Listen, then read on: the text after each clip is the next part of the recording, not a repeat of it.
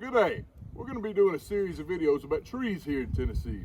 So if you're a tree hugger like me, you're going to love it. If you're indifferent about trees, you'll probably love it. And if you hate trees, you're going to end up loving it. So let's embark on this adventure of the wonderful world of trees. The tree we're showcasing today is called a hedge apple tree, or Osage orange. And it's this tree right here. Now, this tree may not look like anything special, but if you look around on the ground right here, you may see these large softball-sized little, well, they're not little, they're pretty good size. They're called hedge apples. This is what grows on a hedge apple tree or an Osage orange tree. And if you look close, they look like little green brains. And they probably weigh, I don't know, 2-3 pounds a piece. But it's a very strange looking fruit. The fruit's produced in the fall time of the year, so if you're walking through the woods in late fall, you can look around and see these. Now, they're not a sought after fruit like a persimmon or a blackberry is. In fact, from what I've read, not many animals consume these fruits. I've read that squirrels sometimes will get inside here and eat some of the seeds, but going back in time throughout history, let's go on a little history lesson here. They said thousands of years ago, these were consumed by giant mastodons or woolly mammoths and giant ground sloths, where today, obviously, we don't have those around, but they evolved over time to feed those giant creatures. But there is one more good purpose for them. Batting practice. I may have a little bit of experience back in my time. Dink Grogan's Dixie Youth All-Star Team, 1995. And I had a poster of Mark McGuire in my room until I was 27. Juggling. Get some practice. Shot put practice.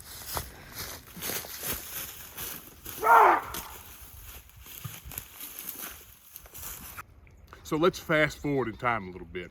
These trees were specifically used by Native American Indians for the purpose of bows and war clubs, because these trees, they are the wood inside is extremely strong, yet very flexible. So these trees were sought after for producing weapons, bows for bow and arrows and war clubs, and that's where the name Bodock comes from. A lot of the old timers refer to these as Bodock trees, which comes from the French word Bodark, which means tree of the bow. Now, fast forward in a little bit more in time, these trees can be planted in rows of each other, and the way they grow, they can be very dense and they have thorns on branches, so they were actually used for fencing many, many years ago to contain livestock. It made an impenetrable wooden fence out of live trees, which is pretty interesting. And present day, the wood from these trees, it is the hottest burning firewood that there is. It's the wood in it, it's very close to the same temperature that coal burns at. And the old timers used to say, it'll burn so hot it'll melt your stove.